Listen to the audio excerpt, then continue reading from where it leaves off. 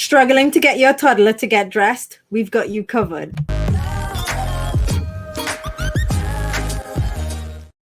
Welcome to Empowered Kids TV Village Talk. You're here because you know that every family has the potential to be great, and you're willing to push the boundaries of your mindset so that you can create the family of your dreams. Tonight, we have a question from Kelly, and Kelly is facing a problem that I think almost every mom of a toddler faces. Hi there, I need some help. We're hitting a situation with our 2.5-year-old little boy who refuses to get in his pajamas at night or out of them in the morning to get dressed. It's getting to be a struggle with tears at both ends of the day.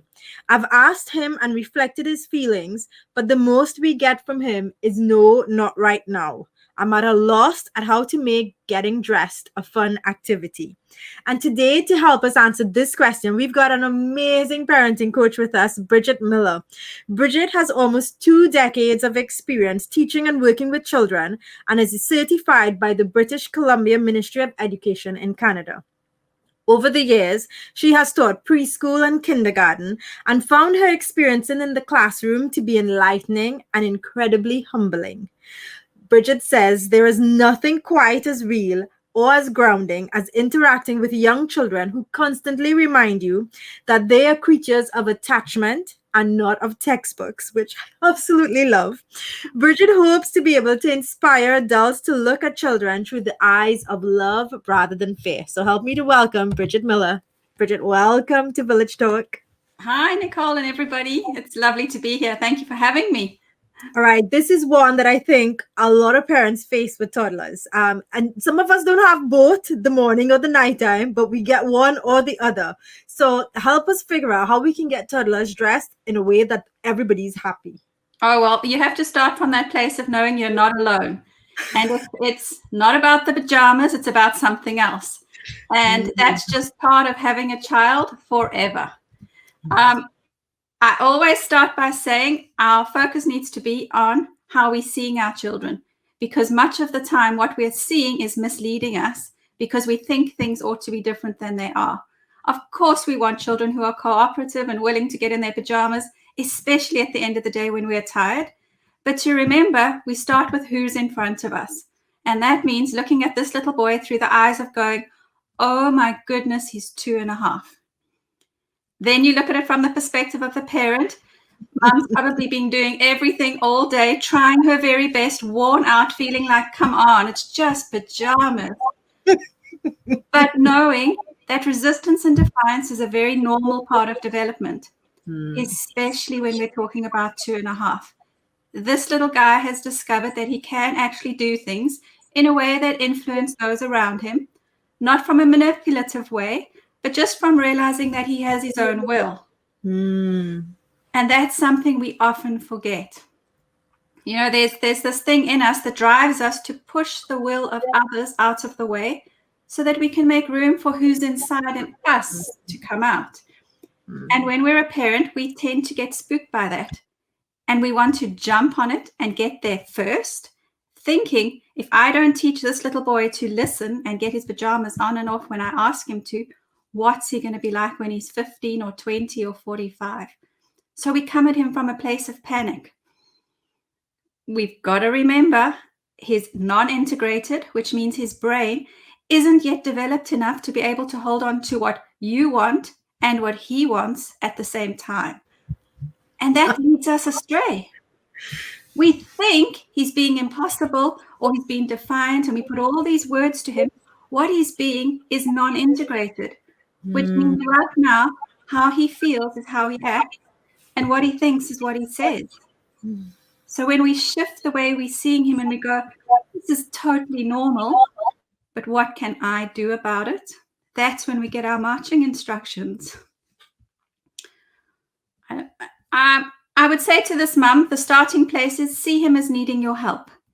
Know that he's non-integrated, which means right now, he can't hold on to both at the same time. So your job is to meet him where he's at, which is in the world of play. If you can make things fun, not only does it shift the energy, but it also pulls him into connection with you. And as parents, we need to remember, first and foremost, children follow those they're attached to.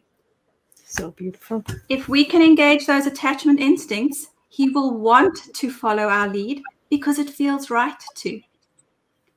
In the moment, if he's doing something else, he's not interested in anything else. His one-track little mind is focused on what's happening in front of him. If he's playing with his toys or watching a show or on the iPad, whatever it is, his attention is going there. And mum or dad asking him to do something is residual noise. He can't take it in at that time. He'll nod maybe in the right places. When you say in 5 minutes, we're going to, in that moment, he'll agree because he knows you're going to go away for 5 minutes. So keeping all this in our minds is a big ask, but to know attachment and connection is the way through. Young children's brains are wired for play, and that's why the first thing we do is try and make it fun. We give him a little bit of a choice. Do you want to get out of your pajamas now, or would you like to do it after you've had your breakfast? That can help. Sometimes all we're doing is delaying the inevitable. Other times we say, do you want to, run up the stairs and change, or do you want to jump up the stairs like a hippo? All these things, what you're doing is not manipulating him or distracting him so much as drawing him into connection with you. Mm-hmm. So there's so much in there. I mean, we could talk about it forever, but the starting place, his brain is non-integrated. He is wired for fun and play, and he needs more connection. And then you look at the part where the mom has shared. Sometimes it resorts to tears and it turns into a big thing. That's part of development too. I love that, Bridgett. And I think it also helps us remember at both points of the day for a toddler, at the end of the day, they're also tired. So it's not just that we're tired and ready to go to bed. They're also tired. And so the ability to even hold their emotions is a lot less than even when we're talking about brain development. Just cut that by half because now they're exhausted, right? And I think also there is the notion for kids that when I go to sleep, I lose my connection. And so sometimes just adding that injection of fun, and I wouldn't even say sometimes, I would say always, we get so caught up in our own drama as adults. Mm-hmm. We forget family life is supposed to be fun. Like it's supposed to be fun to put the PJs on and brush the teeth and have the bath. Mm-hmm. And we get to lead the way. Very much so. What you've said is so important, especially for us when we've got younger children and they're facing that separation at bedtime. That's when we get the most resistance, and we don't always see it as they are anticipating being separated from us. So if I do my bath time and I put my PJs on and I brush my teeth and I have my story, then the person I love the most in this world is going to leave me by myself. And when I close my eyes and the world goes dark, everything I know and love disappears. That's a very scary thought for a young child. So there's always something behind it. But as parents, sometimes what we have to start with is looking at our own agenda. Like when we are hanging on to something and we want it done, we become pushy and forceful because we're trying to get to the end and we forget to have fun. And sometimes parents will say to me, Bridgett, I don't have the energy or the time to make this fun. And I say, you don't have the energy or time not to at least try. Because sometimes that road of being more easygoing and fun will take you where you want to go much quicker. You don't have to go down the road of battles. Absolutely. It's so much faster to say hop like a frog to get your PJs on than to fight through the tears and the I don't want it on and it's not bedtime and I'm not tired. It's so much easier. And I think that point is so important for parents to get. If you take the time to connect first, in whatever way. So, and it's obviously we're talking about a toddler here, but I think it holds true for our kids no matter what the age, right? If you take the time to connect first, everything else becomes easier after. Miss the connection, and now you have the dance of power struggles and tears and emotional meltdown because nobody feels that safety that we need. That's right, Nicole. And to remember, we're not only injecting fun when we want to get something out of them. Connection is built in moments throughout the day, all the time. And the more connected they feel to us, the more likely they are to follow our lead. And sometimes they just don't feel like it. And that's okay. Let's talk about those times, Bridget. Let's talk about the times when we have tried to connect. We've tried to make it playful, but our kids simply is in that space where I don't feel like putting my pajamas on. What should we do then in terms of getting ready for bedtime? You put on your seatbelt and you just expect you're going on a ride. You dig deep, because this is how it goes sometimes. As parents, we can do everything we think is right. We connect, we fun, we do whatever it is. And at the end of the day, sometimes children are just not in a place to be receptive of it. And they have a lot of frustration in their systems that's built up through the day. Every time something didn't work, there was some frustration. Every time mommy said no, that put in some frustration. And often big frustration comes out over the smallest things.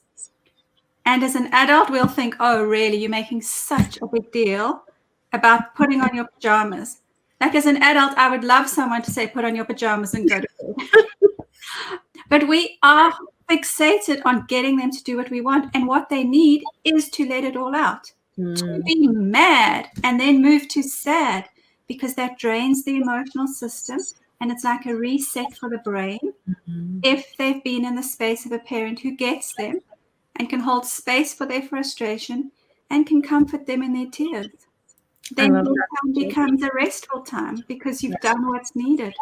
I love that. I think sometimes we don't recognize the value in allowing our kids to have that space to pour out. So that they can get all of that negative energy out from in their bodies, so that they don't store it and hold it up for the next day and the next day and the next day until they explode. But they're actually emptying out and having a nice, clean, empty vessel for love and playfulness for the next day. So I love that. I remember one of the things that I did when my kids were that age as well was I had to learn to let go of the way I saw it play out in my mind. So if bedtime had to mean put pajamas on, and my son didn't want to put pajamas on and he was happy to just sleep in his pants, well, we're going to bed in our pants, right? It was just all about, and that happened right through. Like, I remember my son being in primary school. He might have been 5 or 6 at the time, and we had a family discussion about getting ready in the morning so that we would be on time. And he said, I know what I would do. I would go to sleep in my uniform.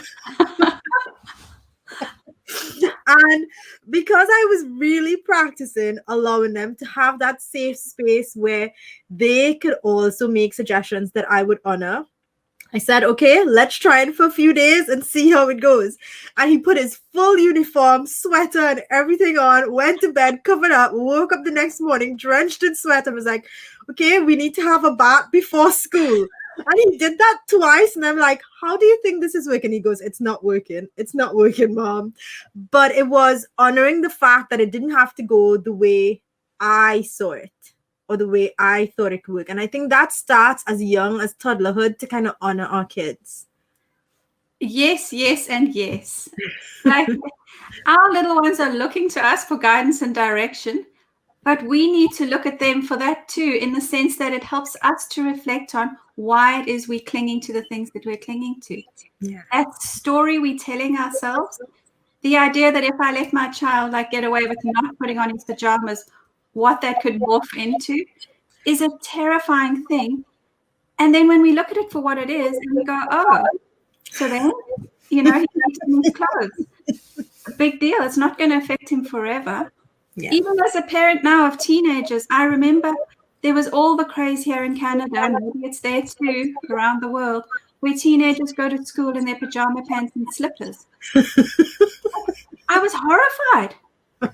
I come from a history of going to school in your uniform, and you're not allowed to wear your jersey without a blazer over because it covers the badge. Yeah. That was my upbringing. So the concept of going to school in pajama pants horrified me. And then I realized it's not such a big deal. Are they going to school? Yeah. Are they going to school happy? Is life pretty good? Basically, slippers are just really comfortable shoes. Absolutely. As my mom says, it's because we've given it names, but really your pajama is just the pants and a top. You've just given it a name of pajamas. And I'm like, I so love it. It's so comfy and warm that even there are some days when I wish I could stay in my pajamas all day long. So, well, there you go. The best thing that's happened to us is having to go online, because who knows, I might be sitting in my pajama pants. I love it. I think we have some amazing tips that I'm just going to recap. First was focus on how we are seeing our children in the moment. And I think this was really important because it helps us to get to that place where we're still enough to bring presence to the moment, which I really love. Remember that your child is okay to share his own will or her own will. And it doesn't always have to be that they follow your expectations. And what I love about the conversation you had here, Bridgett, was around the fear that parents can make in their mind as they project 10, 15 years down the road, that this little thing in this moment will mean something else, as opposed to just staying present. So I really love that. And I think that's important for us all to consider. Shift the way you see the situation and see that it's normal, but the kid is actually asking for your help. So rather than seeing the meltdown or the I don't want to do something that we think is simple as your child being defiant or just difficult, see it as the kid saying, in this moment, I need some help to manage all that's happening on the inside of me. And I love this one, lead with playfulness. I think so much we forget to be playful as adults. I think I'm lucky because I really remember what it was like to be a child, and I tried to hone that, and playfulness was a big thing for me. And I try to bring that to my kids. I have 2 boys who still love to roughhouse, and sometimes I think I'm going to break a bone, but I think the playfulness just makes the nitty-gritty of everyday parenting life so much easier. And then the final tip was look at your own agenda and see if your agenda is taking you away from the fun. And I really love that. Is there anything else you'd like to add, Bridgett? I think don't overthink. Listen to your heart, pay attention to what your head is saying, and find the middle road. Because you do know what your children need, and sometimes it just requires us to tap inside so that we can see differently. I love it. Bridgett, thank you so much for joining us today and for sharing. Oh, thank you, Nicole, and thank you for a few good laughs and a few reminders. Thank you for joining us for this episode. We're all about sharing and supporting this village. So if you found value in this episode, be sure to share it with your family and friends. And remember, this is a weekly show. So if you haven't already, subscribe and hit that bell icon so that you'll be notified of our next episode. As we always say in the village, you're just one connection away. With love and gratitude, empower us. Until next time.